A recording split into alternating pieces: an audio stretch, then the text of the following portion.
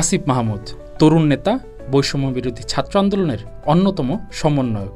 বর্তমানে আছেন অন্তর্বর্তীকালীন সরকারের যুব ও ক্রীড়া মন্ত্রণালয় এবং শ্রম ও কর্মসংস্থান মন্ত্রণালয়ের উপদেষ্টা হিসেবে। সম্প্রতি এই তরুণ নেতাকে নিয়ে সামাজিক যোগাযোগ মাধ্যমে ফেসবুকে পোস্ট করেন অনলাইন অ্যাক্টিভিস্ট পিনাকি ভট্টাচার্য। তার দাবি, আগামী রাষ্ট্রনায়ক হয়ে উঠতে পারেন আসিফ মাহমুদ।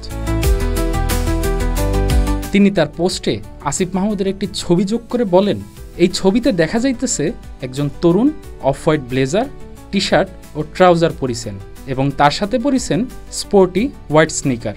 এই স্টাইলটা কেমন? কেন এই স্টাইল কাজ করে? আর কারাই বা এটা ব্যবহার করে?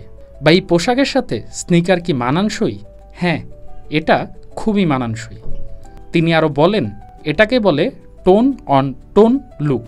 মানে হইতেছে পোশাকের সব রং হালকা সাদা বা ক্রিম শেড, আর তার সাথে মিল রেখা হোয়াইট স্নিকার দারুণভাবে ম্যাচ করিছে। আগে ফর্মাল মানে ছিল অক্সফোর্ড শু, এখনকার প্রজন্ম সেই বাধা ভাঙা নতুন ফ্যাশন তৈরি করছে। তার উপরে এই লুক ক্যামেরা ফ্রেন্ডলি, সোশ্যাল মিডিয়ায় দারুণ দৃষ্টিকারে। এই স্টাইল হয়ে উঠছে নিউ এজ এক্সিকিউটিভ। তিনি আরও বলেন, আপনি যদি আধুনিক, আত্মবিশ্বাসী ও কিছুটা ক্রিয়েটিভ ইমপ্রেশন দিতে চান, তবে ব্লেজার ও স্নিকার কম্বো নিঃসন্দেহে পরার মতো স্টাইল। এই তরুণ আগামীতে রাষ্ট্রনায়ক হইয়া উঠতে পারে।